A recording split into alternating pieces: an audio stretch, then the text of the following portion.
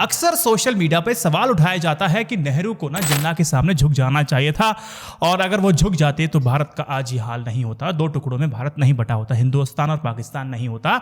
कई बार आपने सुना होगा कि जवाहरलाल नेहरू ने आज़ादी के आंदोलन को एक नई दिशा दी थी। कहा जाता है कि उनकी अगुवाई में ही कांग्रेस सही मायने में हिंदुस्तान के किसानों, मजदूरों और नौजवानों की आवाज भी बनी थी। लेकिन उसके साथ साथ ये भी कहा जाता है कि नेहरू के चलते ही देश का बंटवारा हुआ था। नेहरू चाहते तो वह खाई पाटी जा सकती थी, जिसके बढ़ते जाने से देश बंटता चला गया और बट गया। खुद नेहरू के करीबियों ने भी इसकी ओर इशारा किया है और सोशल मीडिया पे तमाम वीडियोस हमने देखे हैं जिसमें ये बात कही जाती है कि नेहरू ही जिम्मेदार हैं इस बंटवारे की। श्री राजीव दीक्षित जी के व्याख्यान आप सुन सकते हैं। बहुत सारे पॉलिटिकल पंडित्स हैं, एनालिस्ट हैं, वो इस बात को हमेशा कहते हैं, बताते आए हैं।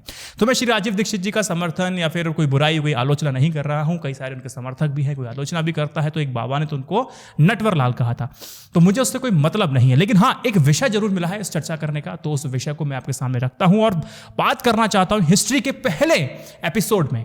हिस्ट्री का पहला एपिसोड है और तमाम बातें हम आगे एपिसोड्स में करते रहेंगे। हम जिस मोड़ की बात कर रहे हैं, कांग्रेस उससे पहले 1929 के लाहौर अधिवेशन में नेहरू को पहली बार अपना अध्यक्ष चुन चुकी थी। यहां से कांग्रेस में नेहरू निर्णायक भूमिका में आते हैं। उसके बाद 1936 के लखनऊ अधिवेशन और 1937 के फैजपुर में उन्हें अध्यक्ष चुना गया था। साल 1936-37 का वह दौर था, वह नेहरू कांग्रेस और आजादी की जंग को एक अहम मोड़ पर ले गया। अंग्रेज गवर्नमेंट ऑफ इंडिया एक्ट 1935 पास करा चुके थे और तब उन्होंने ये बिल्कुल तय कर दिया था कि इसी एक्ट के तहत प्रांतों में चुनाव कराए जाएंगे। ये एक्ट था क्या? ये एक्ट आजकल जैसा चुनाव नहीं थे। 1937 में सबको वोट देने का भी अधिकार नहीं था, जो कि आज कोई भी 18 साल से ऊपर व्यक्ति वोट दे सकता है। ऐसा पहले नहीं होता था। अच्छा, वोट कौन दे सकता था? अंग्रेजों ने इसका फैसला क्या किया? शिक्षा और संपत्ति के आधार पर किया। एक तरह से अधिकार आम हिंदुस्तानियों को वोट देने का अधिकार नहीं था, यह बात स्पष्ट है। यही नहीं, अंग्रेजों ने एक और खतरनाक काम किया। क्या काम था वो? उन्होंने धर्म के आधार पर निर्वाचन क्षेत्र बनाए और मुसलमानों के लिए एक अलग से निर्वाचन क्षेत्र को तैयार कर दिया गया। Bengal, Punjab, Sindh, North West Frontier Province हो गया, मद्रास, असम, बिहार और यूनाइटेड प्रोविंस सहित 11 प्रांतों में चुनाव कराए गए। अब यूनाइटेड प्रोविंस यानी कि मोटे तौर पर आज के उत्तर प्रदेश में मुसलमानों के लिए 64 सीटें रिजर्व कर दी गई थी। अब मोहम्मद अली जिन्ना की मुस्लिम लीग ने इनमें से 27 सीटों को जीत लिया था। अब कांग्रेस ने यूपी में मुसलमानों सीटों पर केवल 9 उम्मीदवार उतारे थे। इनमें से एक भी सीट कांग्रेस को नहीं मिली थी। हालांकि जो कथित जनरल सीटें थी यानी कि उन्हें किसी खास समुदाय के लिए रिजर्व नहीं किया गया था, उनमें से 133 पर कांग्रेस जीत जाती है। इस तरह यूपी में कांग्रेस को बहुमत मिल जाता है, वह अपने दम पर सरकार बनाने की हैसियत में आ जाती है। देखो, मुस्लिम लीग को यूं तो कांग्रेस सख्त नापसंद थी, लेकिन उसने कांग्रेस की ओर मेलजोल का जो हाथ जब बढ़ा दिया था उसने यूनाइटेड प्रोविंस यानी कि आज के यूपी में मिलजुल करके सरकार बनाने की पेशकश कर दी थी। अब इस बारे में दोनों पक्षों की बातचीत भी होने लगी। लीग की ओर से चौधरी खलीक कुजमा ने कमान संभाली और कांग्रेस की ओर से बात कर रहे थे मौलाना अबुल कलाम आजाद। अब मुस्लिम लीग ने कहा कि वह यूपी में सरकार में शामिल होना चाहती है और अपने 2 मंत्री बनवाना चाहती है। हालांकि इसके साथ यह भी कहना था कि अगर किसी कम्युनल मसले पर वोटिंग की नौबत आई तो उनके मंत्री सरकार के रुख से अलग वोटिंग करने के लिए स्वतंत्र होंगे। इन शर्तों पर बातचीत आगे बढ़ी और समझौते के लगभग करीब पहुंच जाती है। एक बहुत बड़ी चीज होने जा रही थी। 1906 में अपनी गठन के बाद से ही मुस्लिम लीग यह कहती आ रही थी कि हिंदुस्तान के मुसलमानों की एकमात्र अगर कोई प्रतिनिधि है तो मुस्लिम लीग ही है, यानी कि वही है। लिहाजा वह कांग्रेस को अपना दुश्मन मानती थी। नेहरू धार्मिक कट्टरता के विरोधी रहे थे। नेहरू को साल भर पहले ही यानी कि 1936 में कांग्रेस ने अपने लखनऊ अधिवेशन में दोबारा जब अध्यक्ष चुना गया था तो नेहरू ने वहां कांग्रेस कार्यकर्ताओं से एक बात कही थी और कहा था कि वे मुसलमानों को बड़े पैमाने पर पार्टी से जोड़ने का अभियान चलाएं। इससे भी मुस्लिम लीग काफी चिड़ी हुई थी। अब मुस्लिम लीग अंदर से गुस्सा आ रहा था, उसको कुछ ऐसा करना था जिससे कांग्रेस की मिट्टी पलीत हो जाए। इतिहास। लेकिन अब उन्हीं नेहरू की कांग्रेस की ओर से मुस्लिम लीग ने हाथ बढ़ा दिया था, उसी नेहरू लीग की। अब चौधरी अब चौधरी साहब और मौलाना अबुल कलाम आजाद की बातचीत समझौते के करीब तो पहुंच गई थी। अब नेहरू के फैसले का इंतजार था। अब नेहरू को यस और नो करना था। नेहरू ने मना कर दिया। 1936 में कांग्रेस के लखनऊ अधिवेशन में कांग्रेस ने साफ तौर पे, नेहरू ने साफ कर चुके थे कि कांग्रेस का रास्ता सोशलिज्म का है। उन्होंने तभी साफ कर दिया था कि आजादी के आंदोलन में किसी भी कट्टरपंथी से हाथ नहीं मिलाया जाएगा, चाहे वह हिंदू हो या फिर मुसलमान हो, इससे कोई फर्क नहीं पड़ता। अगर आप कट्टरपंथी हैं तो हम आपसे काफी दूर रहने वाले हैं। नेहरू तो इस बात के भी खिलाफ थे कि कांग्रेस 1937 के चुनाव में शामिल हो। अच्छा, क्यों खिलाफ थे साहब? उनका कहना था कि सांप्रदायिकता के आधार पर सीटें रिजर्व करना और लोगों को शिक्षा और संपत्ति के आधार पर वोटर बनाना एकदम घटिया, निहायती घटिया हरकत है। नेहरू का कहना था कि कांग्रेस को अंग्रेजों के इस खेल का हिस्सा नहीं बनना चाहिए।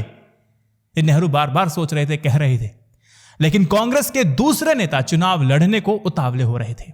उनका मानना था कि इसी बहाने जनता में कांग्रेस के एक पैठ का अंदाजा मिलेगा, कितनी स्वीकार्यता है ये भी समझ में आएगी और पब्लिक कितना सपोर्ट करेगी ये भी समझ में आ जाएगा। बहरहाल यूपी में भी लीग की पहलकदमी के बाद नेहरू ने चौधरी खली कुजमा को एक पत्र भी लिखा था।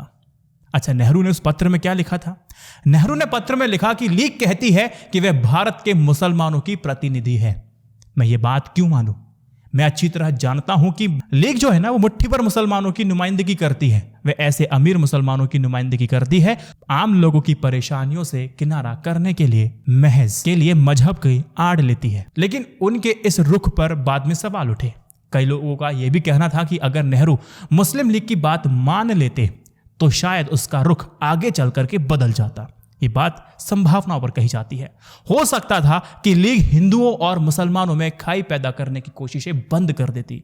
खुद मौलाना अबुल कलाम आजाद ने इस बात का भी इशारा किया था। उनका कहना था कि अगर नेहरू का रुख सैद्धांतिक रूप से भले ही सही हो, लेकिन अगर हम व्यवहारिकता से देखें तो ये बात बिल्कुल ठीक नहीं लगती है।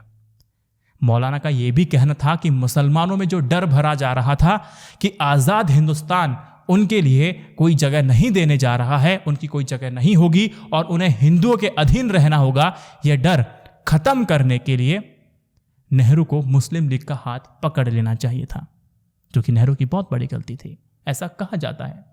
मौलाना अबुल कलाम का यह भी कहना था कि नेहरू के कड़े रुख ने एक संभावित समझौते की राह को तो बंद कर दिया, इसके चलते दोनों दलों में दूरियां और बढ़ती चली गईं और मुसलमान यानी कि और मुस्लिम लीग को बंटवारे पर जोर देने का आधार दोबारा से मिल जाता है।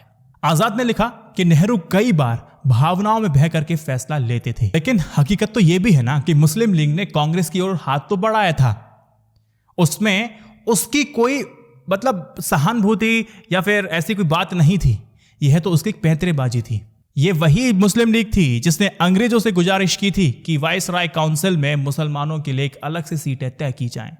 लीग ही मुसलमानों के लिए अलग से निर्वाचन क्षेत्र बनाने की मांग भी उठाई थी। और जब अंग्रेजों को लग गया कि बांटो और राज करो के खेल में ये बाजी भी उनके हाथ लगनी है, तो उन्होंने अलग निर्वाचन क्षेत्र भी बना दिए थे। लेकिन 1937 के चुनावों में ना मुस्लिम लीग की उम्मीद पर पानी फेर दिया। 31 वर्षों की उसकी सांप्रदायिकता वाली जो राजनीति था ना, उसका कुल हासिल ये रहा कि यूपी जैसे बड़े प्रांत में वह मुसलमानों की आधी सीट भी नहीं जीत पाती है, नापसंद कर दिया। देश भर में मुसलमानों के लिए 482 सीटों को तय किया गया था और उसमें से मुस्लिम लीग 109 ही जीत सकी। उस पूरे चुनाव में मुसलमान उम्मीदवारों को लगभग 73,19,000 मुसलमानों के वोट मिले। इनमें से करीब 3,22,000 वोट ही मुस्लिम लीग के उम्मीदवारों के खाते में गए, यानी कि 4.5% से भी कम मुसलमानों ने जिन्ना की पार्टी को वोट दिया था, खारिज कर दिया था। 1937 के चुनाव में बिल्कुल ये बात साफ कर दी जाती है कि आम मुसलमान बड़े पैमाने पर कांग्रेस के साथ हैं और जमींदार मुसलमान मुस्लिम लीग के साथ हैं। ये बात वहां से स्पष्ट हो जाती है। हाल भाई साहब ये हो गया था कि मुसलमानों की अधिक आबादी वाले नॉर्थ वेस्ट फ्रंटियर प्रोविंस में कांग्रेस की सरकार बन जाती है। आज जो पाकिस्तान और अफगानिस्तान बॉर्डर वाले इलाके हैं, यह वहां की बात है। सीमांत गांधी खान अब्दुल गफार खान की अगुवाई में वहां के मुसलमानों ने कांग्रेस का झंडा उठा रखा था। बंगाल में भी कांग्रेस अकेली सबसे बड़ी पार्टी बन के रूप में सामने आती है। और जब रिजल्ट आते हैं ना, इस सच्चाई से सामना होने के बाद ही मुस्लिम लीग ने कांग्रेस की ओर हाथ बढ़ाए थे। ध्यान रखना, मुसलमानों के मामले में वह कांग्रेस को निहत्था करना चाहती थी, लेकिन नेहरू को अंदाजा था, दूरदर्शिता थी कि यूपी सरकार में लीग को शामिल करने का मतलब होगा कि जिन्ना की पार्टी को यूपी के मुसलमानों का प्रतिनिधि मान लेना। इसके बाद ही कांग्रेस मुसलमानों से किस मुंह से कहती कि वह उसके साथ जुड़े हैं। लिहाजा नेहरू ने मुस्लिम लीग का प्रस्ताव सिरे से खारिज कर दिया और ये राजनीति आपको समझ में आ गई होगी। तो आज मैंने आपको यह समझा दिया कि 1936-1937 में जब मोहम्मद अली जिन्ना ने नेहरू से हाथ मिलाने की पेशकश की तो उन्होंने किस वजह से मना कर दिया। अगर यह बात आपको समझ में आई, इस वीडियो को 3 व्हाट्सएप ग्रुप पर शेयर कीजिएगा और किस विषय पे आप दोबारा चाहते हैं कि इस पे बात हो मुझे कमेंट सेक्शन में बताइएगा। जय Hind, Vande Mataram, stay updated, stay educated, सत्यमेव जयते, नमस्कार।